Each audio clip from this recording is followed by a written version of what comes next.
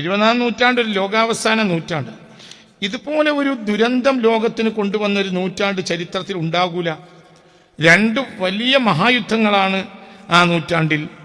ആ രണ്ട് വലിയ മഹായുദ്ധങ്ങൾ ഏകദേശം കോടിക്കണക്കിന് ദശകോടിക്കണക്കിന് മനുഷ്യർ കൊല ചെയ്യപ്പെട്ട യുദ്ധങ്ങളാണ് 1-2 ലോകമഹായുദ്ധങ്ങൾ. അതിന്റെ കെടുതികൾ ഇന്നും ലോകത്ത് അവസാനിച്ചിട്ടില്ല. അങ്ങനെ വലിയ ദുരന്തങ്ങൾ ലോകത്ത് അവർക്ക് ഖിയാമത്ത് നാളിലേക്ക് വാതിൽ തുറന്ന നൂറ്റാണ്ടാണ് 20-ാം നൂറ്റാണ്ട്. അതിനേക്കാൾ വലിയ ശക്തിയുള്ള ഓട്ടം ഇന്ന് ഓടിക്കൊണ്ടിരിക്കുന്നേ ഉള്ളൂ. സത്യത്തിൽ 20-ാം നൂറ്റാണ്ടാണ് ലോകാവസാനത്തിലേക്ക് വാതിൽ തുറന്നിട്ടുള്ളത്. ഇനി എന്ന് ലോകാവസാനം സംഭവിച്ചാലും ലോകാവസാനത്തിന്റെ നൂറ്റാണ്ടെന്ന് പറഞ്ഞാൽ അത് 20-ാം നൂറ്റാണ്ടെന്ന് വേണമെങ്കിൽ പറയാം. എന്തുകൊണ്ട്? പിന്നീട് ലോകം അനുഭവിച്ചിട്ടുള്ള മാനവ ചരിത്രം ഇതുവരെ കണ്ട് ദശകോടിക്കണക്കിന് മനുഷ്യർ മരിക്കുന്ന ഒരു യുദ്ധം ലോക ചരിത്രത്തിൽ ഉണ്ടായിട്ടില്ലല്ലോ ഒരു കാലത്തും. ദശകോടിക്കണക്കിന്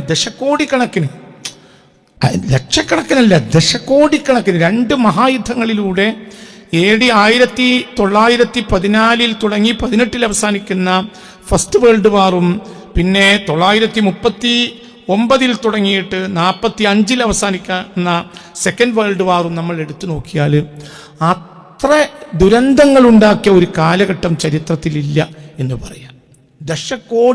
ദശലക്ഷമല്ല, ദശകോടിക്കണക്കിന് ജനങ്ങളാണ് ആ യുദ്ധത്തിൽ കൊല ചെയ്യപ്പെട്ടത്. അപ്പൊ അതിൻ്റെ ഒരു ദുരന്തം എത്രയാണ്? സുലഭമായി മിഡിൽ ഈസ്റ്റിൽ നിന്ന് ഈ യൂഫ്രട്ടീസ് തടത്തിൽ നിന്ന് സുലഭമായി പെട്രോളിയം കണ്ടെടുക്കുന്നതും ഈ നൂറ്റാണ്ടിൽ തന്നെയാണ്. 1902 മസ്ജിദ് സുലൈമാനി നഗരത്തിൽ നിന്ന് ഇറാന്റെ പ്രവിശ്യയായ മസ്ജിദ് സുലൈമാനി നഗരത്തിൽ നിന്ന് 1902 പെട്രോളിയം പുറത്തു വന്നു. പിന്നെ 1927 ഇറാഖിലെ കിർക്കുക്കിൽ നിന്നും പെട്രോളിയം പുറത്തു വന്നു. പെട്രോളിയം പുറത്തു വന്നു എന്ന് പറഞ്ഞാൽ ചെറിയ പുറത്തു വരലല്ല. അതിപ്പോ പെട്രോളിയം പുറത്തേക്കാണ് ചാടിയപ്പോൾ തൊഴിലാളികൾ തൽക്ഷണം മരിച്ചുപോയി എന്നാണ് ചരിത്രം. കാരണം അതിൻ്റെ അത്രയും ശക്തമായൊരു ഫോഴ്സിലാണ് അതിങ്ങോട്ട് വന്നത്. അതൊരു അത്ഭുതം തന്നെയാണ്. മാനവ ചരിത്രത്തിൽ ഇങ്ങനെ ഒരു അത്ഭുതം ഉണ്ടായിട്ടില്ല. കാരണം പെട്രോളിയത്തെ കവർ ചെയ്ത് നിൽക്കുന്ന അതിൻ്റെ സംരക്ഷണ കവചങ്ങളായ പാറകളുണ്ടാവും. പക്ഷെ ആ പാറയിൽ നിന്ന് ഒരല്പം പൊട്ടിച്ചപ്പോഴത്തിന് ചരിത്രത്തിൽ ഇതുവരെ ഉണ്ടാകാത്ത വിധത്തിലാണ് പെട്രോളിയം 1927 ഇറാഖിലെ കിർക്കുക്ക് നഗരത്തിൽ വന്നത്. ഇന്നും ലോകത്തെ എത്ര കാലമായി? ഒരു നൂറ്റാണ്ട് കാലം എത്രയാണ്? ദശലക്ഷക്കണക്കിന് ലിറ്ററുകൾ എണ്ണയാണ് ദിവസം ഇറാഖിലെ കിർക്കുക്കിൽ നിന്ന് മാത്രം എടുക്കുന്നത്. ദിവസത്തിന്, ഓരോ ദിവസവും. എന്നിട്ട് ഒരു നൂറ്റാണ്ട് കഴിഞ്ഞു, ഇപ്പോഴും കമ്മിയില്ല. അപ്പൊ എത്രയാണ് ആ ഓയിൽ ശേഖരം? ആ ഓയിൽ ശേഖരത്തിന്റെ വ്യാപ്തി എത്രയാണ്? ഇതിനെ സ്വർണ്ണമല എന്നല്ലാതെ എന്താണ് പുണ്യ റസൂൽ പറയേണ്ട വാക്ക്? എന്തിനാണ് പുണ്യ റസൂൽ അങ്ങനെ പറയുന്നത്? അല്ലാത്തൊരു പദം എന്താണ്? അതിന് പറയാൻ പറ്റിയ വാക്കെന്താണ്? ഇപ്പൊ ഈ ഒരു കാലഘട്ടത്തിൽ ഇപ്പൊ ഈ last American president Donald Trump അധികാരത്തിൽ കയറിയ ഉടനെ അയാൾ എന്താ പറഞ്ഞത്? എണ്ണക്ക് വില കുറക്കണം എന്ന് OPEC രാജ്യങ്ങളോട് അദ്ദേഹം ആവശ്യപ്പെട്ടു. BBC റിപ്പോർട്ടാണ് എൻ്റെ കയ്യിലുള്ളത്. BBC report. എന്താ അദ്ദേഹം പറയുന്നത്? Trump urges OPEC countries to slash oil prices, ഓയിലിന്റെ വില എത്രയും വെട്ടിക്കുറക്കണം എന്ന് അധികാരത്തിൽ കയറിയ ഉടനെ. സത്യത്തിലെ സോളാർ സിസ്റ്റത്തിലേക്ക് നമ്മൾ മാറുന്നു എന്ന് പറയുന്നു. സോളാർ സിസ്റ്റം നമുക്ക് മതിയാകും എന്ന് പറയുന്നു. ഇപ്പോൾ എലോൺ മസ്കിനെ പോലെയുള്ള പുതിയുള്ള ടെക്നോളജി ഉപയോഗിക്കുന്ന ആളുകളൊക്കെ ഇനി വണ്ടി ഓടിക്കാനോ അതേപോലെ തന്നെ റോക്കറ്റ് ഓടിക്കാനോ വിമാനം ഓടിക്കാനോ ഒന്നും യാതൊരു കാരണവശാലും ഓയിൽ വേണ്ടി വരില്ല, പെട്രോളും ഡീസലും വേണ്ടി വരില്ല എന്ന പുതിയ ചിന്തയിലാണ് ലോകമുള്ളത്. മാത്രമല്ല അതിലേക്ക് വന്നു കഴിഞ്ഞു. ഇപ്പം ഇലക്ട്രിക് ട്രെയിനുകൾ, ഇലക്ട്രിക് കാറുകൾ ലോകത്തിന് സുലഭമാണ്. കുറച്ചുള്ളത് പിന്നെയും ഇന്ത്യയിലേ അത് കമ്മിയുള്ളൂ. ലോകരാജ്യങ്ങളിലൊക്കെ യൂറോപ്യൻ കൺട്രീസിലൊക്കെ വളരെ അധികരിച്ചിട്ടുണ്ട് ഇലക്ട്രിക് വെഹിക്കിൾസ്. പിന്നെ അങ്ങനെയുള്ള ഒരു കാലഘട്ടത്തിൽ പിന്നെ ഇനി വളരെ പെട്ടെന്ന് സോളാർ കാറുകൾ വരും, വളരെ പെട്ടെന്ന് വരും. അപ്പൊ അങ്ങനെയൊക്കെയുള്ളൊരു കാലത്ത് ഓയിലിന് വില കൂടിയാലെന്ത്, കുറഞ്ഞാലെന്ത്? എന്നാൽ അധികാരത്തിൽ കയറിയ അതേ സമയത്ത് അദ്ദേഹം ആവശ്യപ്പെടുന്നത്, ട്രംപ് ആവശ്യപ്പെടുന്നത്, കഴിഞ്ഞ ഒരാഴ്ചക്ക് 1-1.5 ആഴ്ചക്ക് മുമ്പാണല്ലോ ട്രംപ് അധികാരത്തിൽ കയറുന്നത്. BBC-യുടെ റിപ്പോർട്ടാണിത്. അദ്ദേഹം പറയുന്നത് ടു സ്ലാഷ് ഓയിൽ പ്രൈസുകൾ പരമാവധി വെട്ടിക്കുറക്കണം എന്ന് ഒപെക് രാജ്യങ്ങളോട് ട്രംപ് ആവശ്യപ്പെട്ടു എന്നാണ് BBC-യുടെ കഴിഞ്ഞ തൊട്ടടുത്ത ദിവസത്തെ റിപ്പോർട്ട്. അപ്പൊ ഇത്ര ഓയിൽ വെഹിക്കിൾസ് ഒക്കെ വളരെ കുറയുന്ന ഇന്നത്തെ ഒരു കാലഘട്ടത്തിൽ ഓയിലിന് വില കൂടിയാൽ എന്താ ട്രംപിന്? അവിടെയാണ് നമ്മൾ മനസ്സിലാക്കേണ്ടത്. എന്ത് വണ്ടി ഓടിക്കാൻ അല്ല സത്യത്തിൽ യഥാർത്ഥത്തിൽ ഓയിലുകൾ ഉപയോഗപ്പെടുത്തുന്നത്. മുഖത്ത് തേക്കാനും ഓയിൽ വേണം. മുഖത്ത് തേക്കണമെങ്കിൽ ഒരു മുഖം മെലിക്കുന്ന സാധനം ഉണ്ടാക്കുന്ന എന്താ? അത് പെട്രോളിയത്തിന്റെ ഉൽപ്പന്നമാണ്. കാലിനടിയിൽ വിള്ളൽ സംഭവിച്ചാൽ തേക്കുന്ന എന്താ? അതും പെട്രോളിയം ഉൽപ്പന്നമാണ്. ഒരാളുടെ ഗോപ്യമായ അവയവത്തിൽ എന്തെങ്കിലും സംഭവിച്ചാൽ അവിടെ തേക്കുന്ന എന്താ?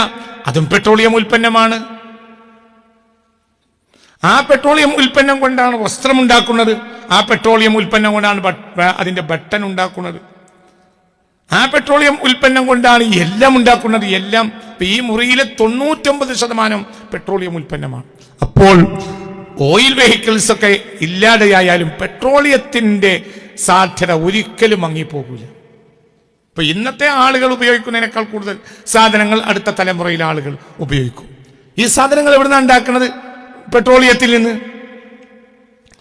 അപ്പോൾ ഇലക്ട്രിക് കാറുകൾ വന്നാലും ഇനി സോളാർ കാറുകൾ വന്നാലും എന്ത് വന്നാലും പെട്രോളിയത്തിന് സാധ്യതകൾ കമ്മിയാവുകയില്ല.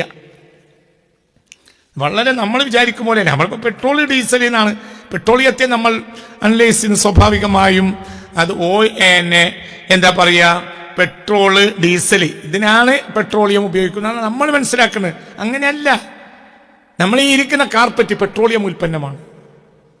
നമ്മൾ ഈ ഇരിക്കുന്ന ഈ മേശയുടെ മുകളിൽ തേച്ചിട്ടുള്ള എന്താ പറയുക, അതിൻ്റെ ഇതിനെ ഭംഗിപ്പെടുത്താൻ വേണ്ടി ഉപയോഗിച്ചിട്ടുള്ള മെഴുക്. പഴയകാലത്തെ മെഴുക് എന്ന് പറഞ്ഞാൽ പഴയകാലത്തെ മെഴുകുണ്ടാക്കുക പിന്നെ തേനീച്ചയുടെ അടയിലാണ് മെഴുകുണ്ടാക്കിയത്. അതുകൊണ്ട് വളരെ അപൂർവ സാധനമായിരുന്നു മെഴുകുതിരി. വളരെ അപൂർവ സാധനമായിരുന്നു ഒരു കാലത്ത് മെഴുകുതിരി. ഇന്നോ മെഴുകുതിരി എവിടെ നിന്നാണ് ഉണ്ടാക്കുന്നത്? പെട്രോളിയത്തിൽ നിന്ന്. സോപ്പ് എവിടെ നിന്നാണ് ഉണ്ടാക്കുന്നത്? പെട്രോളിയത്തിൽ നിന്ന്.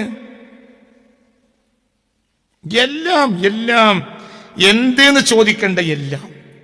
അപ്പൊ അത്ര കൂടുതൽ കച്ചവട സാധ്യതയുള്ള ഒരു സാധനമാണ് പെട്രോളിയം. അതുകൊണ്ട് ആ പെട്രോളിയത്തിന് വില കുറക്കുക എന്നത് ഇന്നത്തെ ഏറ്റവും ഭീമൻ വലിയ കച്ചവടക്കാരനാണല്ലോ ഡൊണാൾഡ് ട്രംപ്. അയാൾക്ക് ആവശ്യമാണ്. അതിനുവേണ്ടിയാണ് ജനങ്ങൾ യുദ്ധം ചെയ്യുന്നത്. 2 ലോകമഹായുദ്ധങ്ങൾ എന്തിനാ ഉണ്ടായത്? പെട്രോളിയത്തിന് വേണ്ടി. പെട്രോളിയം 1902 മിഡിൽ ഈസ്റ്റിൽ യൂഫ്രട്ടീസ് താഴ്വരയിൽ 1902 പെട്രോളിയം കണ്ടെടുക്കപ്പെട്ടു. 1902 യൂറോപ്യൻ കൺട്രീസൊക്കെ നേരത്തെ കുറച്ച് 19ാം നൂറ്റാണ്ടിന്റെ പകുതിയോടുകൂടെ ഉണ്ടെങ്കിൽ പോലും അത് ഇത്ര സുലഭമല്ല. അതായത് വലിയൊരു ചെലവിന് ശേഷമാണ് പെട്രോളിയം കണ്ടെടുക്കുന്നത്, പെട്രോളിയം കിട്ടുന്നത് യൂറോപ്യൻ രാജ്യങ്ങളിൽ. ഇവിടെ അങ്ങനെയല്ല. നമ്മുടെ രാജ്യത്തെ സംബന്ധിച്ചിടത്തോളം പെട്രോളിയം ചീപ്പ് സാധനം. നമുക്ക് ആവശ്യത്തിനുള്ള പെട്രോളിയം നമുക്ക് കിട്ടുന്നില്ല. അതേ സമയത്ത് നമുക്ക് കിട്ടുന്നതോ 20 രൂപ നിരക്കിലാണ് ഇന്ത്യക്ക് ഓയിൽ കിട്ടുന്നത്. 20 രൂപ. 100 രൂപക്ക് ഇന്ത്യ അത് വിൽക്കും. അപ്പൊ 80 രൂപ രാജ്യത്തിന് ലാഭം ഉണ്ടാവും 1 ലിറ്റർ പെട്രോളിൽ. ഇതുപോലെ ടാക്സ് ഏർപ്പെടുത്താൻ പറ്റിയ ഒരു സാധനം ഇല്ല. ഇന്ന് ആധുനിക രാജ്യങ്ങളെല്ലാം നടന്നു പോകുന്നത് പെട്രോളിയം ടാക്സ് കൊണ്ടാണ്. ഇതൊക്കെ അത്ഭുത സത്യമാണ്. അപ്പൊ ഇന്ത്യക്ക് നിലവിൽ ഇപ്പോൾ ഇന്ത്യയിൽ പെട്രോളിന്റെ വില എത്രയാണ്? 100-ലേറെ വരും. ഇന്ത്യക്ക് എത്രയൊക്കെ കിട്ടുന്നത്? 20 രൂപ. ഇന്ത്യ പെട്രോൾ വിൽക്കുന്ന രാജ്യമാണ് നേപ്പാൾ. നേപ്പാളിൽ 1 ലിറ്റർ പെട്രോളിന് വില 50 രൂപ. ഇന്ത്യയിൽ വില 106 രൂപ. ഇന്ത്യയിൽ എത്രയാ ജനങ്ങൾ? 140 കോടി. ഇവർക്ക് ആവശ്യം ഒരാൾക്കും. നിങ്ങളിപ്പോ ഇവിടെ എത്തിയത് പെട്രോൾ ഉണ്ടായതുകൊണ്ടല്ലേ. രാവിലെ പണിക്കോണത് പെട്രോളുള്ളതുകൊണ്ടല്ലേ. അതായത് വലിയ വലിയ ബിനാമികൾക്ക് മാത്രമല്ല, ഏതൊരാൾക്കും. അരി കഴിക്കാത്ത ആള് ഇന്ത്യയിൽ ലക്ഷക്കണക്കിനുണ്ടാവും. അരി കഴിക്കാത്തവരുണ്ട്. ഇന്ത്യ രാജ്യത്ത് അരി കഴിക്കാത്ത ലക്ഷക്കണക്കിന് ആളുകൾ ഉണ്ടാവും. ഒന്നിരിക്കൽ ഡയബറ്റിക് പേഷ്യന്റ് ആയിരിക്കും. എന്തോ കാരണത്താൽ അരി കഴിക്കാത്ത ലക്ഷക്കണക്കായ ആളുകൾ ഈ ഇന്ത്യയിലുണ്ടാവും. പെട്രോൾ ഉപയോഗിക്കാത്ത ഒരു മനുഷ്യൻ ഇന്ത്യയിൽ ഉണ്ടാവില്ല. പെട്രോൾ ഉപയോഗിക്കാത്ത ഒരു മനുഷ്യൻ ഉണ്ടാവില്ല. പെട്രോൾ അനുഭവിക്കാത്തൊരു മനുഷ്യൻ ഉണ്ടാവില്ല. 140 കോടി ജനങ്ങളാണ് പെട്രോൾ ഉപയോഗിക്കുന്നത് ഒരു ദിവസം. എത്ര ലാഭം? ലിറ്ററിന് 80 രൂപ, കിട്ടുന്നത് 20 രൂപ. ഞാൻ പറഞ്ഞ ഇന്ത്യ വിൽക്കുന്ന നാടാണ് നേപ്പാൾ. നേപ്പാളിൽ 1 ലിറ്റർ പെട്രോളിന് വില 50 രൂപ. ഇന്ത്യയിൽ അവർക്ക് വിദേശ രാജ്യങ്ങളിൽ നിന്ന് ഹോൾസെയിൽ പെട്രോൾ വാങ്ങി ഭൂട്ടാനും നേപ്പാളിനുമൊക്കെ പെട്രോൾ കൊടുക്കുന്ന രാജ്യം ഇന്ത്യയാണ്. അവിടെ എത്ര പെട്രോളിന് വില? 50 രൂപ. ഇവിടെ എത്ര വില? 106 രൂപ. അപ്പൊ ഇത്രയേറെ ടാക്സ് ഏർപ്പെടുത്താവുന്ന ഒരു സാധനം ലോകത്ത് വേറല്ല. അതുകൊണ്ട് മനുഷ്യൻ തല്ലുകൂടും, ഉറപ്പ്. ലോകത്ത് എന്തൊക്കെ കശപിശകളും അട്ടിമറികളും നടന്നു പോയിട്ടുണ്ട്. പക്ഷെ മാനവ ചരിത്രത്തിൽ ഏറ്റവും കൂടുതൽ ആളുകൾ യുദ്ധത്തിന്റെ മേൽ കൊല ചെയ്യപ്പെട്ടത് ഈ കഴിഞ്ഞ നൂറ്റാണ്ടിലാണ്. അത് മുതല. അപ്പൊ അതിന്റെ ഗൗരവം നിങ്ങൾ ആലോചിക്കുക.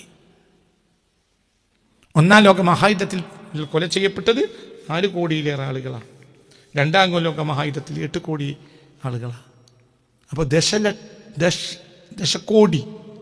ദശകോടി 10 കോടിയല്ല ആളുകൾ 1-2 മഹായുദ്ധങ്ങളിൽ കൊല ചെയ്യപ്പെടുക. എന്താ കാരണം? പെട്രോളിയം. എന്തിനാണ് അവർ അങ്ങോട്ട് വന്നത്? ഇവിടെ സുലഭമായ പെട്രോളിയം കിട്ടും, അപ്പൊ കൊല്ലണം. എല്ലാം അതാണ്. 1979 മുതൽ 89 വരെ 10 കൊല്ലമാണ് ഇറാൻ ഇറാഖ് യുദ്ധം. എന്തിനാണ് ഇറാനോട് യുദ്ധം ചെയ്തത്? അങ്ങനെ പറയുന്നതിനേക്കാൾ നല്ലത് എന്തിനാണ് അമേരിക്ക ഇറാഖിനെ കൊണ്ട് ഇറാന്റെ മേൽ യുദ്ധം ചെയ്യിപ്പിച്ചത്? ഇറാന്റെ ഓയിൽ ഫീൽഡുകളെല്ലാം ഇറാഖിന് പിടിച്ചെടുക്കണം. ഇറാന്റെ ഓയിൽ ഫീൽഡുകൾ ഇറാഖ് പിടിച്ചെടുക്കണം. ഇറാഖ് ആരായിരുന്നു? സദ്ദാം ഹുസൈനെ കുറിച്ച് അവർ പറഞ്ഞത് വളരെ ഫെയ്ത്ത്ഫുള്ളിയായ ഒരു വിശ്വസ്തനായ കാവൽ നായ എന്നാണ്. അമേരിക്കയുടെ വിശ്വസ്തനായ കാവൽ നായ എന്നാണ് പറഞ്ഞത്. ആരെ പറ്റി? സദ്ദാം ഹുസൈനെ പറ്റി. ഇറാനല്ല.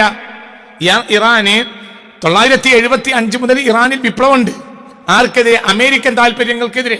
അതിന്റെ കാരണമാണ് ഷാ പഹ്ലവിയെ 1979 നിഷ്കാസനം ചെയ്യപ്പെട്ടത്. അതോടുകൂടെ അമേരിക്കൻ താല്പര്യത്തിന് ഇറാൻ മാറി. അപ്പോൾ ഇറാന്റെ ലാഭം അമേരിക്കക്കും ബ്രിട്ടനും കിട്ടൂല. എന്നിട്ട് സദ്ദാം ഹുസൈനെ കൊണ്ട് യുദ്ധം ചെയ്യിപ്പിച്ചു. എന്തിന്? സദ്ദാം ഹുസൈനെ കൊണ്ട് എന്തിനാണ് യുദ്ധം ചെയ്യിപ്പിച്ചത്? ഇറാന്റെ ഓയിൽ ഫീൽഡുകൾ പിടിച്ചെടുക്കണം സദ്ദാമിന്. സദ്ദാമിന്റെ ഈ ഓയിൽ ഫീൽഡുകൾ വന്നു കഴിഞ്ഞാൽ അതിന്റെ ലാഭം അമേരിക്കക്ക് തന്നെയാണ്. ആരാണ് ഈ സൗകര്യങ്ങളൊക്കെ ചെയ്തത്? ഇവർ തന്നെ ഈ സൗകര്യങ്ങളൊക്കെ ചെയ്തു. നിങ്ങൾ ചിന്തിക്കി. 1-ാം ലോക മഹായുദ്ധത്തിൽ ഇറാന്റെ കയ്യിൽ ഇറാന് ആരുടെ കൂടെയായിരുന്നു? ബ്രിട്ടന്റെയും അമേരിക്കയുടെയും കൂടെയാണ് 1-ാം ലോക മഹായുദ്ധത്തിൽ. അപ്പോൾ അമേരിക്കക്കും ബ്രിട്ടനും ആവശ്യമായ എണ്ണ കൊടുത്തത് ഇറാനാണ്. ഖജർ ഭരണകൂടം 1979 വരെ ഒരു പ്രശ്നം ഉണ്ടായില്ല. ഈ ഇറാന്റെ കളിത്തോയനായിരുന്നു അക്കാലത്ത് സൗദി അറേബ്യ. ഇവർ 2 വിശ്വാസധാരയിലുള്ള ആളുകളാണ്. ഇറാൻ ഷിയാക്കളാണ്, സൗദി അറേബ്യ വഹാബികളുമാണ്. എന്നാൽ ഒരു പ്രശ്നം അവർക്ക് ഉണ്ടായില്ല. എന്തുകൊണ്ട്? ഇവർ 2 കൂട്ടരും എണ്ണ വിൽക്കുന്ന അമേരിക്കയും ബ്രിട്ടനും ഇവർക്ക് മേൽ ചങ്ങായിയാക്കി.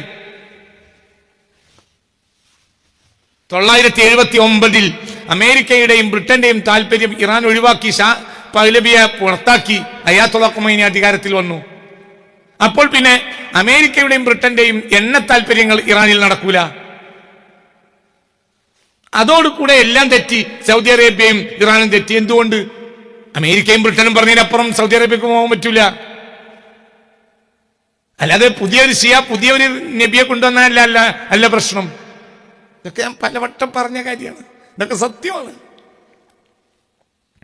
അപ്പോൾ പിന്നെ നല്ലൊരാളാണ് അവിടെ. നല്ലൊരാളാണ് സദ്ദാം ഹുസൈൻ. സദ്ദാം ഹുസൈൻ അന്ന് അമേരിക്കയുടെ കാവൽ നായാണ്. നിങ്ങൾ ചിന്തിക്കി. സദ്ദാം ഹുസൈനും അമേരിക്കയും തമ്മിൽ ഒരിക്കലും യോജിച്ചു പോകാൻ പാടില്ല. എന്തുകൊണ്ട്? സദ്ദാം ഹുസൈൻ എന്ന് പറഞ്ഞാൽ കറകളഞ്ഞ കമ്മ്യൂണിസ്റ്റുകാരനാണ്. അമേരിക്ക കമ്മ്യൂണിസ്റ്റ് ഭരണകൂടമല്ല, ക്യാപിറ്റലിസ്റ്റ് ഭരണകൂടമാണ്, മുതലാളിത്ത വ്യവസ്ഥിതിയാണ്, തൊഴിലാളിത്ത വ്യവസ്ഥിതിയുടെ ആളാണ് ആര്? സദ്ദാം ഹുസൈൻ. കമ്മ്യൂണിസ്റ്റുകാരനാണ്. അമേരിക്ക ക്യാപിറ്റലിസത്തെ താലോലിക്കുന്ന രാജ്യമാണ്. അപ്പൊ അവർ യോജിക്കാനേ പാടില്ല. പക്ഷെ അവർ തമ്മിൽ യോജിച്ചു. വല്ല ചങ്ങായി. എന്തുകൊണ്ട്? സാധനം പെട്രോളാണ്, മുത്തുനബി പറഞ്ഞ. അതേ സമയത്ത് ഇറാനെ സംരക്ഷിച്ചത് അക്കാലത്ത് റഷ്യയാണ്. പിന്നെ റഷ്യ സംരക്ഷിക്കേണ്ടത് ആരെയാണ്? സദ്ദാമിനെയാണ്. 79 കാലഘട്ടങ്ങളിലൊക്കെ ശരിക്ക് ഈ കമ്മ്യൂണിസം റഷ്യയിൽ നടക്കുന്ന ഒരു കാലമാണല്ലോ. റഷ്യയിൽ കമ്മ്യൂണിസത്തിന് മാറ്റം വരുന്നത് 1990 കൂടി. 1979 കാലഘട്ടങ്ങളിലൊക്കെ കമ്മ്യൂണിസ്റ്റ്, സുശക്തമായ കമ്മ്യൂണിസ്റ്റ് ഭരണകൂടമാണ്. അതും അതിന്റെ തൊട്ട് തുടർന്ന് ഗോർബച്ചേവ് ഒക്കെ വഴിയായി വളരെ സുശക്തമായ കമ്മ്യൂണിസ്റ്റ് ഭരണകൂടമാണ് റഷ്യയിലുള്ളത്. എന്നിട്ടും റഷ്യ സദ്ദാമിനെ പരിഗണിച്ചില്ല. എന്തുകൊണ്ട്? സദ്ദാം അമേരിക്കയുടെ ചങ്ങായിയാണ്. ഒരാൾ കമ്മ്യൂണിസ്റ്റുകാരനാണ്, ഒരാൾ രാജ്യം ക്യാപിറ്റലിസമാണ്. പിന്നെന്തേ? എണ്ണയാണ് പരിപാടിയിലൊക്കെ പ്രശ്നം.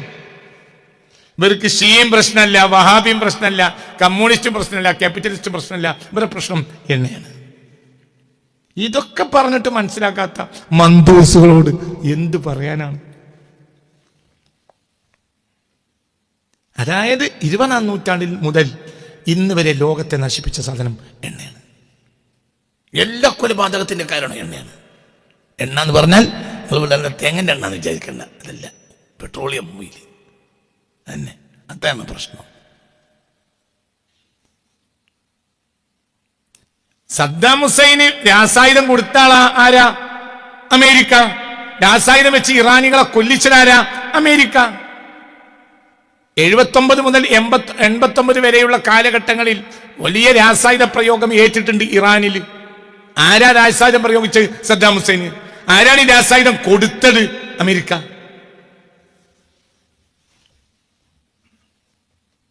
നിങ്ങൾ ചിന്തിക്ക്. ഈ രാസായുധം ഇറാനിൽ അപ്പൊ ആർക്കും പ്രശ്നം ഉണ്ടായില്ല.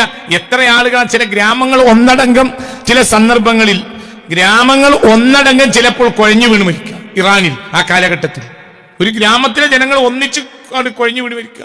എന്റെ രാസവായു ശ്വസിച്ചതാണ്. ആരത് കൊടുത്തത്? അമേരിക്കയും ബ്രിട്ടനും.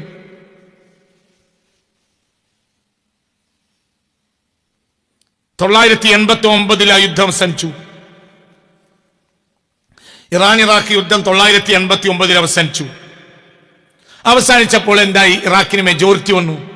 ഇറാഖിന് കുറച്ച് നട്ടലുള്ള രൂപത്തിലേക്ക് ഇറാഖ് വളർന്നു.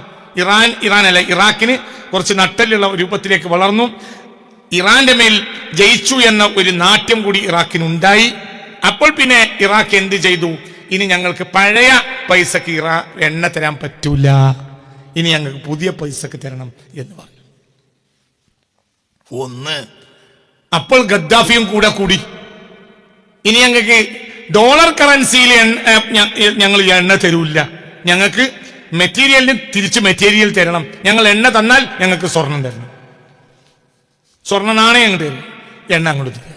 അല്ലാതെ ഇത് നിങ്ങൾ പിൽക്കാലഘട്ടത്തിൽ പിൻവലിച്ചാൽ ഞങ്ങൾക്ക് 10 പൈസ ഉണ്ടാവില്ല. സത്യമാണ് പറഞ്ഞത്. 1989 മുതൽ പ്രശ്നമായി. എന്താ പ്രശ്നത്തിന്റെ കാരണം? യുദ്ധം കഴിഞ്ഞപ്പോൾ ഇറാഖ് വലിയ ശക്തിയായി. അന്ന് ലോകത്തെ അമേരിക്കയും ബ്രിട്ടനും റഷ്യയും കഴിഞ്ഞാൽ ലോകത്തെ 4ാമത്തെ സൈനിക ശക്തി, ലോകത്തെ 4ാമത്തെ സൈനിക ശക്തി അക്കാലത്ത് ഇറാഖാണ്. ചൈനയുമല്ല. അമേരിക്ക, ബ്രിട്ടൻ, റഷ്യ, ഈ 3 കഴിഞ്ഞാൽ ലോകത്തെ ഏറ്റവും വലിയ 4ാമത്തെ സൈനിക ശക്തി ആ കാലഘട്ടത്തിൽ ഇറാഖാണ്. അപ്പൊ ഇറാഖ് എണീറ്റുന്നു, ഞങ്ങൾക്ക് ഇനി പിന്നെ കറൻസിക്ക് എണ്ണ തരാൻ പറ്റൂല, ഞങ്ങൾക്ക് എന്ത് വേണം? ഞങ്ങൾക്ക് സാധനം അങ്ങോട്ട് തന്നാൽ തിരിച്ച് സ്വർണം തരണം. കാരണം ഈ സാധനത്തിന്റെ വാല്യൂ നിങ്ങൾ പിൻവലിച്ചാൽ, അത് നമ്മൾ കണ്ടല്ലോ, സത്യല്ലേ അത്. ഇപ്പൊ 500 നോട്ടും 2000 നോട്ടും 1000 നോട്ടും ഒക്കെ പിൻവലിക്കപ്പെട്ടല്ലോ ഇന്ത്യയിൽ. പിന്നെ അതിന് തീ കത്തിക്കാനല്ല എന്തിനാ പറ്റുക? നമ്മുടെ രാജ്യത്ത് ജനങ്ങളോടുള്ള ഒരു സമയം, ബഹുമാനം കൊണ്ട് എന്ത് ചെയ്തു? രാജ്യത്തിന്റെ ജനങ്ങളെ സംരക്ഷിക്കുന്ന നിലക്ക് ഇന്നാലിന്ന ദിവസത്തിനുള്ളിൽ ബാങ്കിൽ കൊണ്ടുപോയി കൊടുക്കണമെന്ന് പറഞ്ഞൊരു ഉപകാരം ചെയ്തു. അതിനപ്പുറം അമേരിക്ക ഡോളർ പിൻവലിച്ചാൽ ഇവരെന്ത് ചെയ്യും? കടലാസല്ലത്, പിന്നെന്തിനാ വില? അപ്പൊ എന്താ പ്രശ്നം? ഞങ്ങൾക്ക് എണ്ണ തരണമെങ്കിൽ തിരിച്ചെന്ത് തരണം? ഞങ്ങൾക്ക് സ്വർണം തരണം. ഗദ്ദാഫി എന്ത് പറഞ്ഞു? ഞങ്ങൾ ഇനി ഡോളറിൽ എണ്ണ തരൂല, അപ്പൊ യുദ്ധത്തിന് വന്നു. ഇതേ ഇറാഖിനെ കൊണ്ട് പ്രശ്നം ഉണ്ടാക്കിച്ചു, കുവൈത്ത് പിടിച്ചടക്കി. ഇനി കുവൈത്ത് പിടിച്ചടക്കാൻ വേണ്ടിയിട്ട് സദ്ദാം ഹുസൈൻ പോകാനുള്ള കാരണം എന്താ? എണ്ണ. ലോകത്ത് ഏറ്റവും ചീപ്പിൽ എണ്ണ എടുക്കാൻ കഴിയുന്ന രാജ്യമാണ് കുവൈത്ത്. വലിയ സൈനിക ശക്തിയാണ് ആ മേഖലയിലെ, പ്രത്യേകിച്ച് പശ്ചിമേഷ്യയിലെ ഏറ്റവും വലിയ സൈനിക ശക്തിയാണ് ഇറാഖ്. അപ്പൊ ആ ഇറാഖ് നിസ്സാരമായി കുവൈത്തിനെ പിടിച്ചടക്കാം. കുവൈത്ത് പിടിച്ചടക്കിയാലോ ലോകത്തെ ഏറ്റവും ചീപ്പായി എണ്ണ എടുക്കാൻ കഴിയുന്ന ഒന്നാമത്തെ രാജ്യം കുവൈത്ത്, രണ്ടാമത്തെ രാജ്യം ഇറാഖ്, മൂന്നാം രാജ്യമേ സൗദി ഉള്ളൂ. സൗദിയെ ചില റിപ്പോർട്ടുകളിൽ രണ്ടാം സ്ഥാനത്ത് കാണുമെങ്കിലും യഥാർത്ഥത്തിൽ രണ്ടാം സ്ഥാനത്തല്ല പിന്നെ ഈ സൗദി അറേബ്യ, മൂന്നാം സ്ഥാനത്താണ്. ഇറാഖിൽ വന്ന ഈ അടുത്ത കാലത്ത് വന്ന ചില അട്ടിമറികളും പ്രശ്നവും ആഭ്യന്തര കലാപങ്ങളും ഒക്കെ കാരണമായിട്ട് അവിടെ ചില ചെലവ് വർദ്ധിച്ചിട്ടുണ്ട് എന്നത് മാറ്റിവെച്ചാൽ ലോകത്ത്, ആഗോളതലത്തിൽ ലോകത്ത് വളരെ ചീപ്പായി എണ്ണ എടുക്കാൻ കഴിയുന്ന രാജ്യം കുവൈത്ത്, സെക്കൻഡ് ഇറാഖ്, മൂന്നേ സൗദി അറേബ്യ. അതേസമയത്ത് യൂറോപ്യൻ രാജ്യങ്ങളിൽ 40-50 അങ്ങോട്ട് പോകും. എന്തുകൊണ്ട്? വലിയ പണി. അപ്പൊ ഇതൊക്കെ നമ്മൾ എന്താണ് മനസ്സിലാക്കാത്തത്? എടുക്കരുത് എന്ന് പുണ്യ റസൂൽ പറഞ്ഞു. അപ്പോൾ എന്ത് ചെയ്തു? 980 അതുവരെ കാവലനായാണ്, വിശ്വസ്തനാണ്, നല്ല ആളാണ് എന്നൊക്കെ പറഞ്ഞ ഇതേ അമേരിക്കയും ബ്രിട്ടനും എന്ത് പറഞ്ഞു? ഇറാഖിന്റെ കയ്യിൽ രാസായുധമുണ്ട്. രണ്ട് കാരണം. എന്നാ രാസായുധം ഉണ്ട് എന്ന് പറയുന്നത് 2003. ആരാ രാസായുധം കൊടുക്കുന്നത്? അമേരിക്കയും ബ്രിട്ടനും. എന്നാ കൊടുക്കുന്നത്? 980കളിൽ. ഈ രാസായുധങ്ങൾ 15 കൊല്ലം കഴിഞ്ഞാൽ സ്വയം നിർവീര്യമാവും. ആ രാസായുധം എങ്ങനെ 2003 ഉണ്ടാവുക?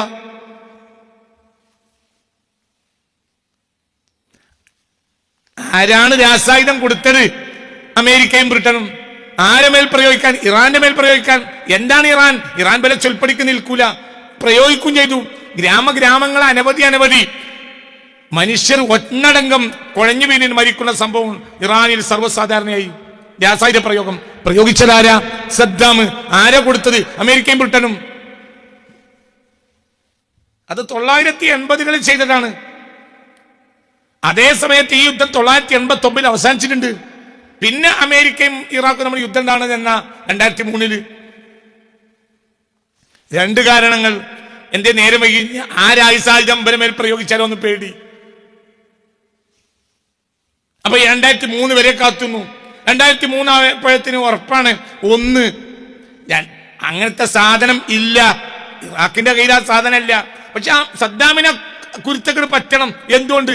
സാധുക്കളായ തൊട്ടടുത്ത നാട്ടുകാരെ അമേരിക്ക കൊടുത്ത രാസായുധം ഉപയോഗിച്ച് കൊന്നോനാണ് ആര്? സദ്ദാം.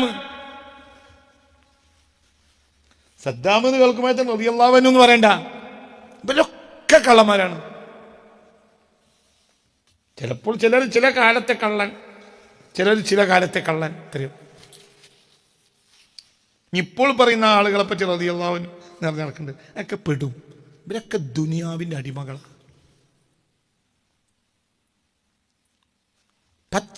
പച്ചക്കളവ് പറഞ്ഞു. എന്തിനാണ് അമേരിക്ക യുദ്ധത്തിന് വന്നത് ഇറാഖിനോട്? ഇറാഖ് എണ്ണ കൊടുക്കാതായാൽ അമേരിക്കൻ താല്പര്യമില്ലാതെയാവും, എണ്ണക്ക് വില കൂട്ടിയാൽ താല്പര്യമില്ലാതെയാവും. അപ്പൊ ഇറാഖിനെ പിടിച്ചെടുത്താൽ എണ്ണ സ്വന്തമായല്ലോ. അപ്പൊ ഈ യുദ്ധങ്ങളെല്ലാം എണ്ണക്ക് വേണ്ടിയാണ്. പെട്രോളിയത്തിന് വേണ്ടിയല്ലാത്ത യുദ്ധം നടന്നിട്ടേ ഇല്ല. ഇറാഖ് കുവൈത്തിലേക്ക് പോയത് എന്തിനാ? പെട്രോളിയത്തിന് വേണ്ടി. ഇറാഖ് മസ്ജിദ് സുലൈമാനി നഗരം അടക്കം പിടിച്ചടക്കാൻ നോക്കിയത് എന്തിനാ? എണ്ണക്ക് വേണ്ടി. പിന്നീട് അമേരിക്ക ഇറാഖിനോട് യുദ്ധത്തിന് വന്ന എന്താ? എണ്ണയുടെ കാരണം. എണ്ണ ഞങ്ങൾ ഇനി സ്വർണത്തിനല്ല അല്ലാതെ തരൂല എന്ന് പറഞ്ഞു. അവിടെ എണ്ണത്തിന് കാരണം. എണ്ണ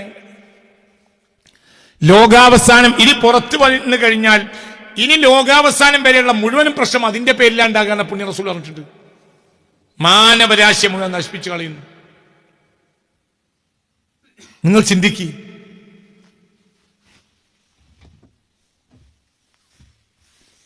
രാസായുധം എല്ലാവരും ഉണ്ട് എന്ന് പറഞ്ഞു.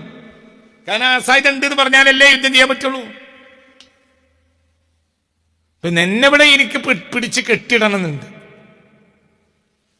അപ്പൊ ഞാൻ എന്താ പറയാ? എന്റെ കയ്യിൽ അരിയിൽ കത്തിണ്ട്.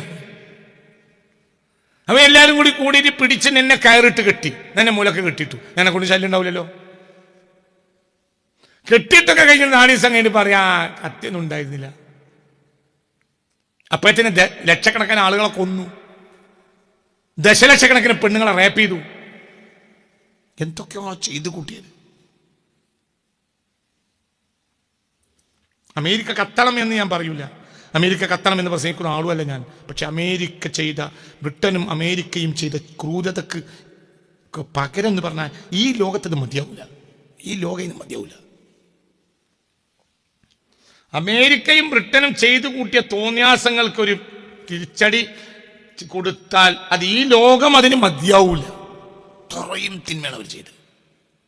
എന്നിട്ട് അവരെന്നെ പറയാ രാസായുധമില്ല.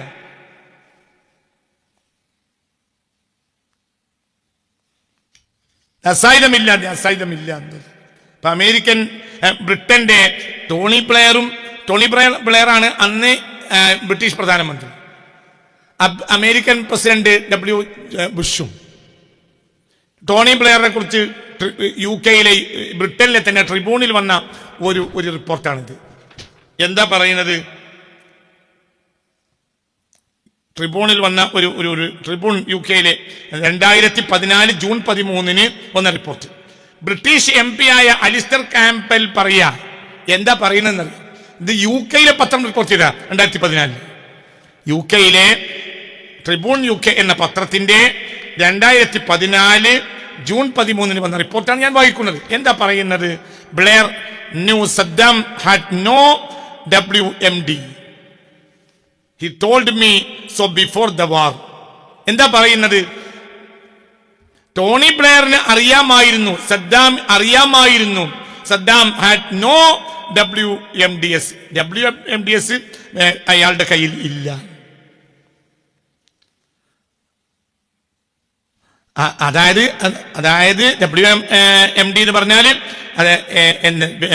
അതായത് ചില വെപ്പൺസ്, മാസ് ഡിസ്ട്രോയ്സിന് കഴിയുന്ന വെപ്പൺസ്, അതായത് പെട്ടെന്ന് ഒരു ജനതയെ ഒന്നിച്ച് തകർക്കാൻ കഴിയുന്ന, അതായത് രാസായുധം പോലെയുള്ള ആയുധങ്ങൾ, അതിനാണ് WMD എന്ന് പറയുക. അങ്ങനത്തെ സാധനം, രാസായുധം ഇറാഖിന്റെ കയ്യിലില്ല എന്ന് ടോണി ബ്ലെയറിന് അറിയാമായിരുന്നു. എന്നോട് ടോണി ബ്ലെയർ പറഞ്ഞിട്ടുണ്ട്. Told me so before the war. യുദ്ധത്തിന് മുമ്പ്, 2003 യുദ്ധത്തിന് മുമ്പ് തന്നെ എന്നോട് ഈ കാര്യം പ്രധാനമന്ത്രി പറഞ്ഞിട്ടുണ്ട്. അങ്ങനത്തെ രാസായുധമൊന്നും, നമ്മളിപ്പോ അത് പറയാനല്ലാതെ അങ്ങനത്തെ രാസായുധമൊന്നും ഇറാഖിന്റെ കയ്യിലില്ല. ആരാ പ്രസിദ്ധീകരിച്ചത്? ബ്രിട്ടന്റെ പത്രം. WMD ഇല്ല, രാസായുധമില്ല, മാസ് ഡിസ്ട്രക്ഷൻ കഴിയുന്ന അങ്ങനത്തെ ആയുധങ്ങളൊന്നും അയാളുടെ കയ്യിലില്ല എന്ന് ടോണി ബ്ലെയറിന് നേരത്തെ അറിയാമായിരുന്നു. അത് എന്നോട് പറഞ്ഞിട്ടുണ്ട്. ആരാ പറയുന്നത്? ബ്രിട്ടന്റെ MP ആയ അലിസ്റ്റർ കാമ്പൽ. ആരത് പ്രസിദ്ധീകരിച്ച് 2014 ജൂൺ 13 ബ്രിട്ടന്റെ പത്രമായ ട്രിബ്യൂൺ UK. ഇങ്ങനത്തെ എത്ര എത്ര എത്ര എത്ര റിപ്പോർട്ടുകളാണ്. വോക്സ് ന്യൂസിന്റെ report, no really George W. Bush lied about WMDS. WMDSന് രാസായുധങ്ങളെ കുറിച്ച് കളവ് പറഞ്ഞതാണ്. ആരാ ഇത്? ഇന്റർനാഷണൽ മീഡിയയായ വോക്സിന്റെ റിപ്പോർട്ട്. എന്നാ വരുന്നത് 2016. പച്ചക്കളവ് പറഞ്ഞത്. അങ്ങനത്തെ ഒരു കാര്യം ഇറാന്റെ കയ്യിൽ ഉണ്ടായിരുന്നില്ല. അമേരിക്കക്ക് എന്താ വേണ്ടത്? എണ്ണ. ഇത് തന്നെ CNBCയുടെ റിപ്പോർട്ട് 2005 യുദ്ധം തുടങ്ങിയ സമയത്ത് 2005 വന്ന റിപ്പോർട്ടാണ്. CIA's final report, no WMD found in Iraq. ഇറാഖിൽ അങ്ങനെ രാസായുധമൊന്നും ഇല്ല, കണ്ടെത്താനായിട്ടില്ല, ഒന്നുമില്ല. 2005 CNBC റിപ്പോർട്ട്.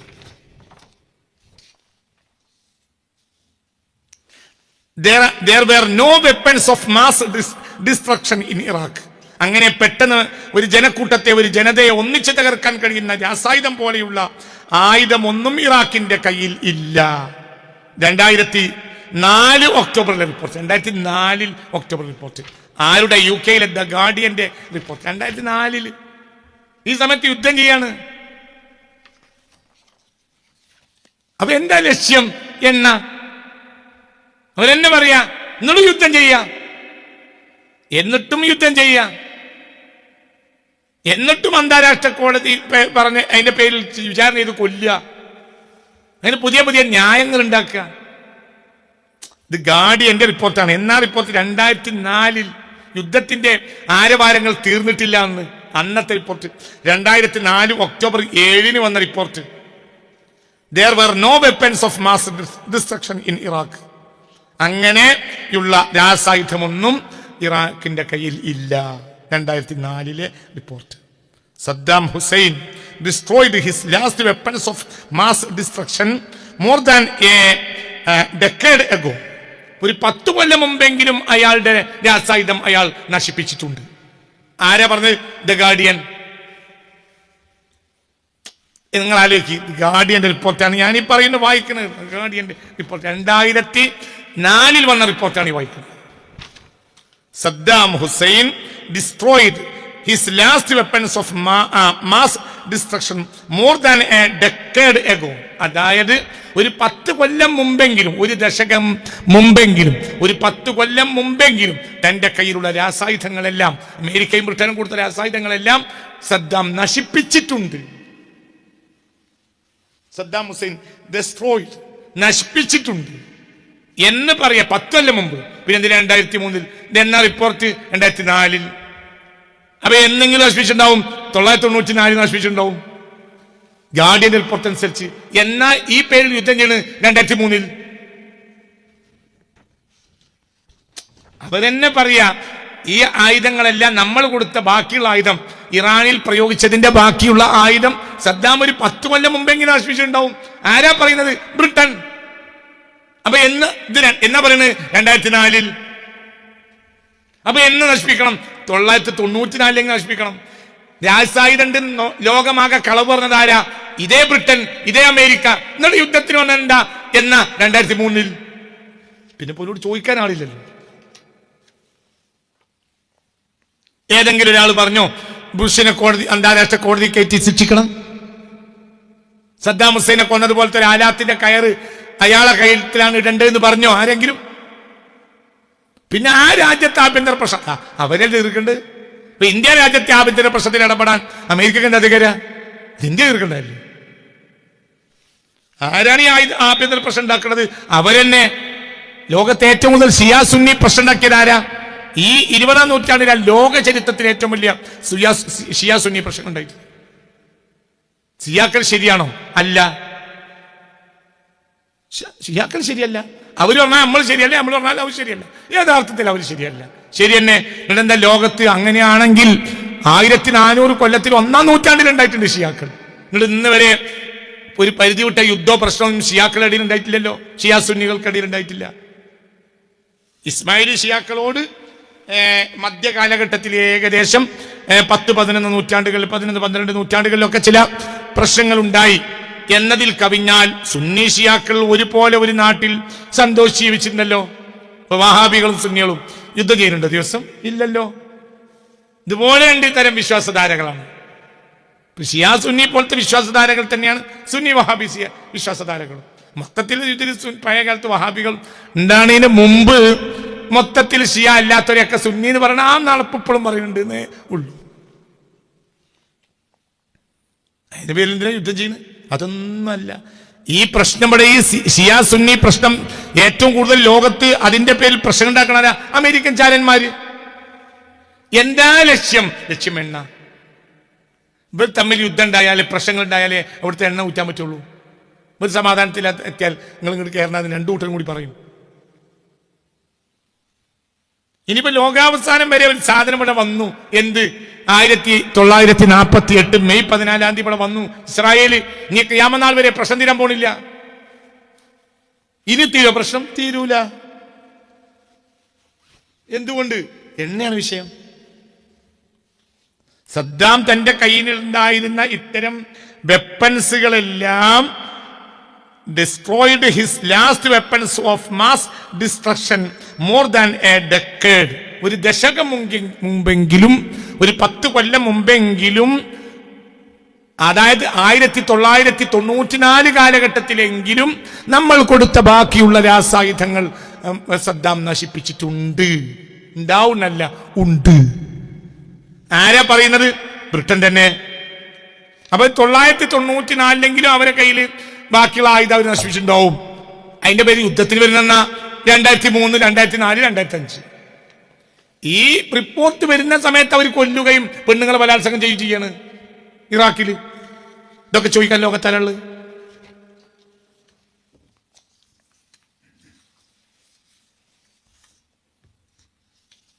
ചിന്തിക്ക്.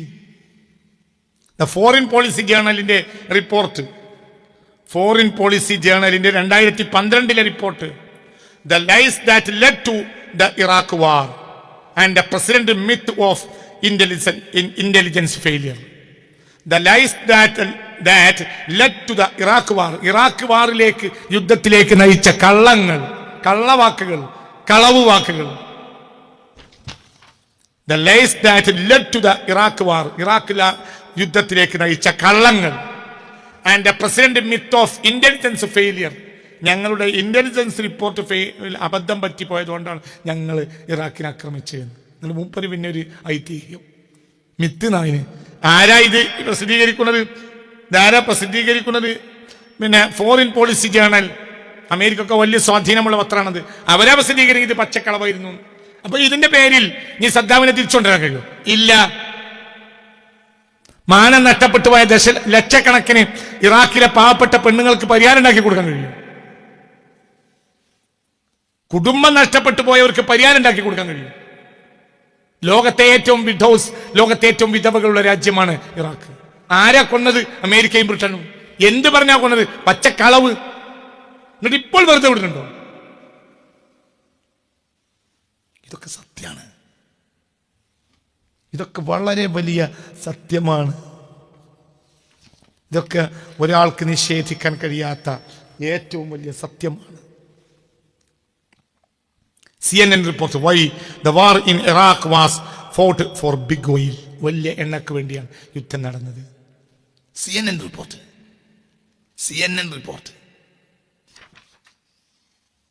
വലിയ എണ്ണക്ക് വേണ്ടിയാണ്. 2013 ഏപ്രിൽ 15 report, why the war in Iraq was fought for big oil. വലിയ എണ്ണക്ക് വേണ്ടിയാണ് ഇറാഖിൽ. അല്ലാതെ എന്തിനാണ് യുദ്ധം നടന്നത്? വലിയ എണ്ണക്ക് വേണ്ടി, അല്ലാതെ എന്തിന്? വലിയ എണ്ണ ശേഖരം. അതിനുവേണ്ടി എത്ര ലക്ഷം മനുഷ്യരെ കൊന്നു, എത്ര ലക്ഷം. ഇതാ ഒരു ഉമ്മാടെ ചിത്രം കഴിഞ്ഞ ഒരു ക്ലാസ്സിൽ ഞാൻ കാണിച്ചിരുന്നു. ഞാൻ ഇന്ന് രാവിലെ കണ്ടപ്പോഴും എനിക്ക് വല്ലാത്തൊരു വിഷമം തോന്നി. അതായത് മകനെ കാണാതായിട്ട് ദിവസങ്ങൾ കഴിഞ്ഞ ആ ഉമ്മ മയ്യത്ത് കാണാം. അപ്പോഴേക്കും ഈച്ച പൊതിഞ്ഞിട്ടുണ്ട് മയ്യത്തിന്. ആ ഉമ്മാന്റെ വേദന എത്രയാ! അതിന്റെ വേദന എത്രയാ! ഈ പുസ്തകത്തിന് നമ്മുടെ സ്വർണ്ണമലകൾ എന്ന പുസ്തകത്തിന് 147 പേജ്, അതിൻ്റെ മുകൾ ഭാഗത്ത് തന്നെ ഉണ്ട് മയ്യത്ത് കൂട്ടിയിട്ടിട്ട്. നിരപരാധികൾ എന്ത് പറഞ്ഞ വില കൊന്ന് ഇവരെ കയ്യിൽ രാസായുധമുണ്ട്. എത്ര ലോകാവസാനം വരെ അമേരിക്കക്കാർ പൊട്ടിക്കരഞ്ഞാലും തീരാത്ത പാപം അവർ 20-ാം നൂറ്റാണ്ടിലും 21-ാം നൂറ്റാണ്ടിലും അവർ ചെയ്തില്ലേ? എന്നിട്ട് ഇപ്പോഴും നിങ്ങൾ അവരെ മതിരുപാടുകയാണോ? എന്നിട്ട് ഇപ്പോഴും അവർ തന്നെയാണ് മഹാന്മാർ എന്ന് പറയുന്ന പണിയാണ് മിഡിൽ ഈസ്റ്റിലെ നമ്മുടെ ചില രാഷ്ട്ര നേതാക്കന്മാർക്ക്. ഇതിന് കണക്കോടുകൂടെ അടി കിട്ടും. അറബ് തമ്പുരാക്കന്മാർക്ക് കണക്കിന് അടി കിട്ടും. ഇപ്പോൾ തന്നെ അടി കിട്ടിക്കഴിഞ്ഞു. നിരീശ്വരവാദം തഴച്ചു വളരാണ് രാജ്യങ്ങൾ. ലോകത്തെ ഏറ്റവും കൂടുതൽ നിരീശ്വരവാദികളുള്ള രാജ്യങ്ങളിൽപ്പെട്ട ഒരു രാജ്യമാണ് സൗദി അറേബ്യ. നിങ്ങൾ കണ്ടോളൂ ആകാൻ പോകുന്നത്. കാരണം ഇതൊക്കെ കാണുമ്പോൾ മനുഷ്യന്റെ മനസ്സിന് വിശ്വാസം തന്നെ എടുത്തു. തമാശയല്ല, ഇതൊക്കെ പൊട്ടിയല്ലേ ഒരു രാജ്യം ചെയ്യുക. എന്തിനാണ് ഈ അമേരിക്ക ചെയ്യുക? എന്നിട്ട് അമേരിക്ക ഒരു ചെറുവിരൽ അനക്കിയോ മുസ്ലിം രാഷ്ട്ര നേതാക്കന്മാർ? ആരെങ്കിലും ഇത് പ്രസംഗിച്ചാലും ഇവന് കുരുത്തക്കേട് വരുന്നു പറഞ്ഞ ആൾക്കല്ലേ? എന്തുകൊണ്ട് നമ്മൾ തന്നെ നമുക്ക് പൈസ അവിടെ പണമാണല്ലോ എല്ലാവർക്കും വേണ്ടത്. പണം. ഒരു അമേരിക്കൻ പട്ടാളക്കാരൻ്റെ മുന്നിൽ ഒരു കുട്ടി പൊട്ടിക്കരഞ്ഞ് നിൽക്കുന്ന ഒരു ചിത്രമുണ്ട്. ഇതിൻ്റെ 148 പേജിൽ ഒരു പാവപ്പെട്ട കുഞ്ഞുമോള് അത് നിങ്ങളെ കുട്ടിയാണെന്ന് സങ്കല്പിക്കുക. 2003 പച്ചക്കളവ് പറഞ്ഞ ഒരു നാട്ടിലേക്ക് വരിക, എന്നിട്ട് ആ നാട്ടിലെ ജനങ്ങളെ പേടിപ്പിക്കുക, അവരെ കൊല്ലുക. ഒരു കുട്ടി പൊട്ടിക്കരയാണ് ഒരു കുട്ടി.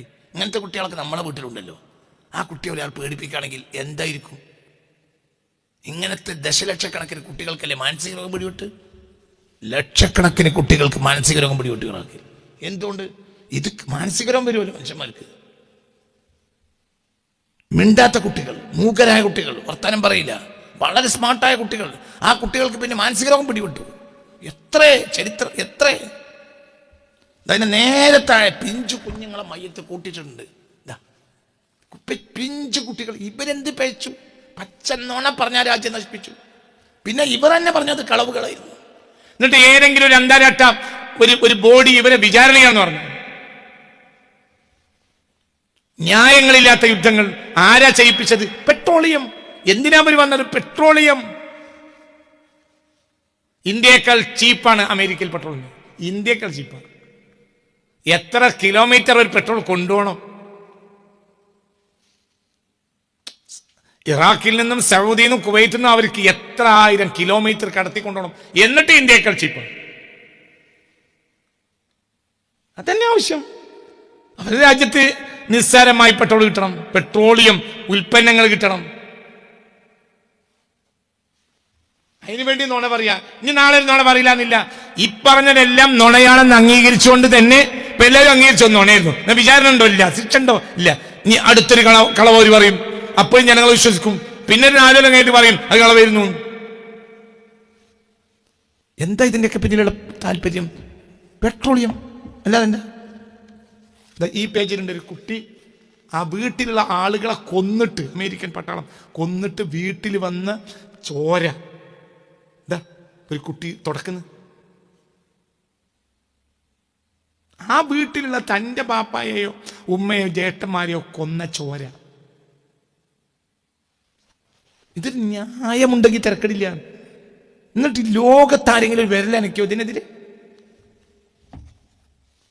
ലോകത്തിന് കണ്ണ് കടഞ്ഞോയി.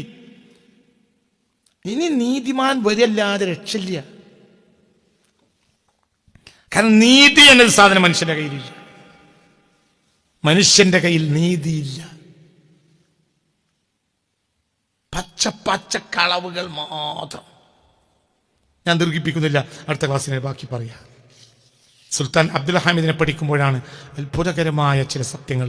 അപ്പോൾ ഈ അടുത്ത കാലത്ത് വന്ന എ ന്യൂസിൻ്റെ ഒരു report, oil map drawn by Sultan Abdul Hamid II 134 years ago turns out to be real. ഇതാരെ റിപ്പോർട്ടാണ്? ഇത് എ ന്യൂസ്, ടർക്കിഷ് പത്രമായ എ ന്യൂസിൻ്റെ റിപ്പോർട്ടാണ്. ഇക്കഴിഞ്ഞ ഇതിൻ്റെ മേലെ വർഷം 2023 റിപ്പോർട്ടാണ്.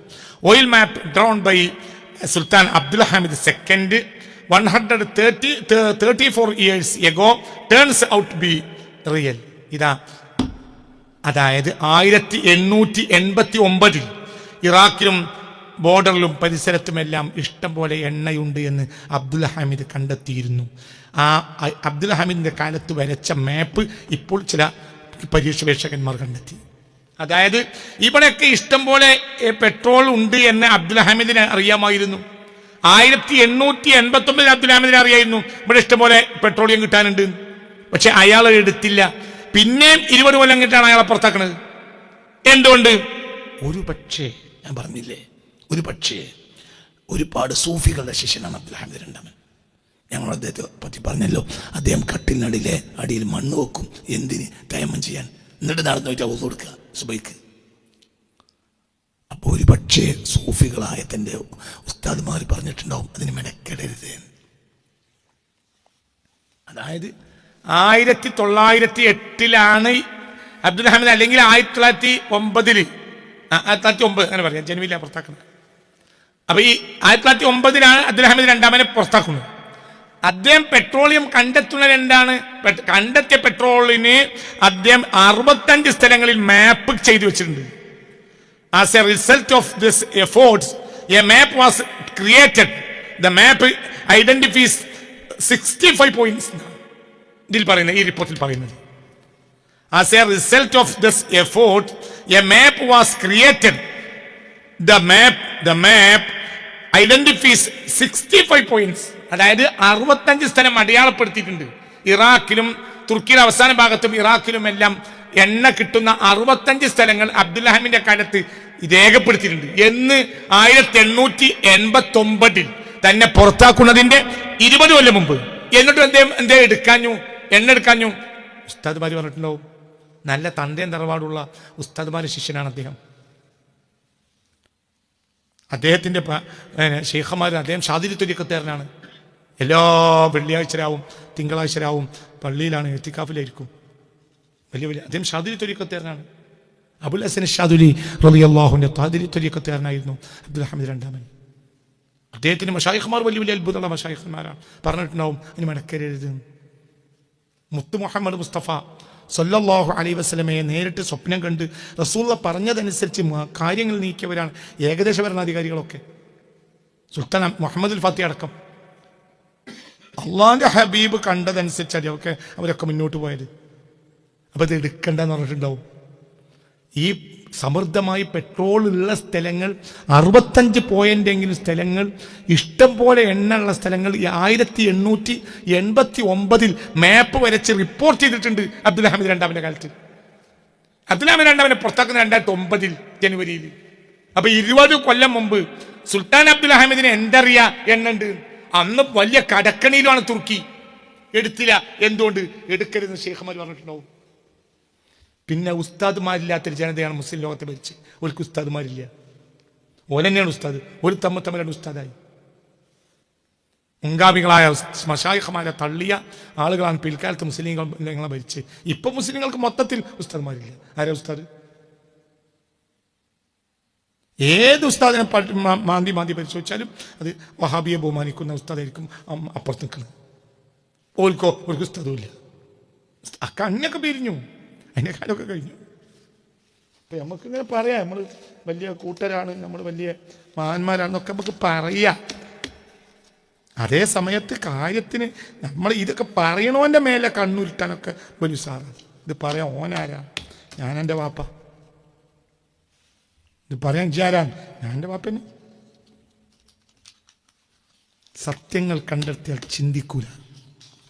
എന്താ ചിന്തിക്കാത്ത? ഞാൻ പ്രസംഗിച്ചപ്പോൾ കേരളത്തിൽ വഹാബിസം ലോകത്തെ ഏറ്റവും വലിയ ക്രൂരതയാണ് പ്രസംഗിച്ചപ്പോൾ കേരളത്തിലെ ഒരു പ്രഗത്ഭനായ മൗലാന, ഒരു സുന്നി മൗലാന, ഒരു വലിയ ബോഡിയുടെ മുന്നിൽ പ്രസംഗിച്ചത് അവനെ ഊളംപാറയിൽ പോണ്ട് കെട്ടിയിടണം, അവൻ എന്താ പറയുക ഭ്രാന്ത് പറ്റിപ്പോയതാണ് എന്ന്. എന്തേ? നമ്മളെ പല കുട്ടികൾക്കും സൗദി അറേബ്യയിൽ ജോലി നഷ്ടപ്പെട്ടുകൊണ്ടിരിക്കുകയാണ്, അതുകൊണ്ട് ഈ പ്രസംഗം അവസാനിക്കണമെന്നാണ് ഈ സുന്നി മൗലാന ഒരു വലിയ ബോഡിയിൽ പ്രസംഗിച്ച്. കൃത്യമാണ് ഈ പറഞ്ഞത്. മൗലാനയുടെ പേര് വെളിപ്പെടുത്തുന്നില്ല ഇപ്പോൾ. ഒരു വലിയ മൗലാന, ഒരു താടി നരച്ച വലിയ ഒരു ഷെയ്ഖുൽ മശായിഖാണ്, സൂഫിൽ മശായിഖാണ് എന്ന് പറയുന്ന ഒരു മൗലാന. ഇവരൊക്കെ കഥയാണിത്. ഇവരൊക്കെ തിരിഞ്ഞതുകൊണ്ടാണ് ഞാൻ പുറത്തേക്ക് വന്നത്. ഇവരൊക്കെ പിന്നാലെ നടന്നിട്ട് എൻ്റെ വാപ്പ പറയും, എടാ തമിഴ്നാട് മണ്ണാർക്കാട് ഒരാളൊരു തോട്ടമുണ്ടാക്കിയിട്ട് ആ തോട്ടത്തിന് ജന്നത്ത് എന്ന് പേരിട്ടു. എൻ്റെ വാപ്പ പറയും, ഇവരൊക്കെ പിന്നാലെ നടന്നാൽ നമുക്ക് മണ്ണാർക്കാട്ടെ ജന്നത്തിലെത്താം, അല്ലാതെ അള്ളാഹിന്റെ ജന്നത്തിലെത്തും എന്ന് വിചാരിക്കണ്ട കേട്ടോ. പുറത്തു പറയണ്ട, പേടിക്കൊന്നും വേണ്ട. ഇന്നത്തെ സാഹചര്യത്തിൽ ഞാൻ പുറത്തു പറയില്ല, പക്ഷെ പറയേണ്ടി വന്നാൽ പറയും. ഈ മൗലാനയൊക്കെ ഞാൻ തുറന്ന് പറയും, ആ ബോഡിയെയും പറയും. ഞാൻ വഹാബികൾക്കെതിരെ പ്രസംഗിക്കുന്ന കാലത്ത് സുന്നികളുടെ ഏറ്റവും വലിയ ഷെയ്ഖുൽ മശായിഖായ നേതാവ് എന്ന് പറയുന്ന ഇയാൾക്ക് വയറിളക്കണത് എന്തിനാണ്? ഞാൻ ഇയാളെ പറ്റി ഒന്നും പറഞ്ഞിട്ടില്ല, ഇയാളെ പ്രസ്ഥാനത്തെ പറ്റി പറഞ്ഞിട്ടില്ല. വഹാബികൾ ലോകത്തെ ഏറ്റവും വലിയ ക്രൂരന്മാരാണ് എന്ന്. അവരെ പോലത്തെ ക്രൂരന്മാരായ ഒരു ജനത മാനവ ചരിത്രത്തിൽ ഉണ്ടായിട്ടില്ല. അതിന് ഞാൻ ആയിരക്കണക്കിന് തെളിവ് ഉദ്ധരിച്ചു പറഞ്ഞു. അപ്പോൾ ഒരു സുന്നി മൗലമാനമാരുടെ ഒരു നേതാവ് ഒരു വലിയ ബോഡിയുടെ മുന്നിൽ പ്രസംഗിച്ചു, ആദർശം മതി, ആദർശ ഭ്രാന്ത് പാടില്ല. ഇവൻ ആദർശ ഭ്രാന്താണ്, ഇവനെ ഊളംപാറയിൽ കൊണ്ട് കിട്ടിയിടണം, ഊളംപാറയിൽ കൊണ്ടുപോകേണ്ട ആളുകൾ നമുക്ക് പാടില്ല. നിങ്ങളൊപ്പം ആരാളുള്ളത്? അള്ളാഹുവാണ് തൻ്റെ രക്ഷിതാവെന്ന് വിശ്വസിക്കുന്ന ഒരാൾ. ഇതൊക്കെ ആ വിശ്വാസം ഉണ്ടായാലേ അങ്ങനത്തെ പ്രസംഗം നടത്തുള്ളൂ. ആ പ്രസംഗം നടത്തുന്ന കാലത്ത് എനിക്കറിയാമായിരുന്നു ആരെങ്കിലും എന്നെ വെടിവെച്ച് കൊല്ലാൻ സാധ്യതയുണ്ട്. എനിക്കറിയാം, കാരണം അത്രയും വലിയ തീവ്രവാദികളെ പറ്റിയാണ് പറയുന്നത്. പ്രശ്നമില്ല, ഇപ്പം ആർക്കും വെടിയേക്കണേ വെടിയേക്കാം, എനിക്ക് ഒന്നും പ്രശ്നമില്ല. ഞാൻ പറഞ്ഞ സത്യമാണ്. ഇന്നത്തെ മുസ്ലിം മൗലാനമാരിൽ പലരുടെയും അവസാന വാക്ക് വഹാബി നേതാക്കന്മാരാണ്. കേരളത്തിലെ പല സുന്നി മൗലാനമാരും, കേരളത്തിലെ പല സുന്നി മൗലാനമാരുടെയും അവസാന വാക്ക് വഹാബി മൗലാനമാരാണ്. ഇപ്പോൾ കേരളത്തിൽ ഓരോ ആഴ്ചയും വഹാബി നേതാക്കന്മാർ പ്രശംസിച്ചുകൊണ്ടേയിരിക്കുക. സുന്നി പണ്ഡിതന്മാർ പ്രശംസിക്കാൻ വാക്കുകളിലാണ് അവരാണ്. ഓരോ വഹാബി നേതാക്കന്മാരും സുന്നി നേതാക്കന്മാരെ പറ്റി ഈ കഴിഞ്ഞ ആഴ്ചകളിലെല്ലാം പറഞ്ഞുകൊണ്ടേയിരിക്കുകയാണ്. വലിയ വലിയ മഹാന്മാരാണ്, മഹദികളാണ്. എന്തേ? ഇവർ തമ്മിലൊക്കെയുള്ള അന്തർധാരയാണ്. വഹാബികളെ ഇമാമാക്കി നടക്കുന്ന ആധുനിക സുന്നി സംഘടനാ നേതാക്കന്മാർക്ക് ദുരന്തമല്ലാതെ ഒന്നും സമുദായത്തിന് വാങ്ങിക്കൊടുക്കാൻ കഴിയില്ല. അവരുടെയൊക്കെ പിന്നാലെ നടന്നാൽ അള്ളാഹുവിന്റെ പൊരുത്തം കിട്ടുമെന്ന് ഒരാളും വിചാരിക്കുകയും വേണ്ട. കൂടുതൽ വിശദീകരിക്കുന്നില്ല. ഈ പറഞ്ഞ മുഴുവൻ സത്യമാണ്, 100% സത്യമാണ്. നിങ്ങൾ ഇനി എന്ത് പേര് വിളിച്ചാലും വഹാബിസം പോലെയുള്ള ഒരു ക്രൂരത മാനവരാശി കണ്ടിട്ടില്ല. ربنا عليك توكلنا وإليك أنبنا وإليك المصير حسبنا الله ونعم الوكيل نعم المولى ونعم النصير ولا حول ولا قوة إلا بالله العلي العظيم ربنا آتنا في الدنيا حسنة وفي الآخرة حسنة وقنا عذاب النار وأدخلنا الجنة مع الأبرار يا عزيز يا غفار برحمتك يا أرحم الراحمين يا أرحم الراحمين يا أرحم الراحمين.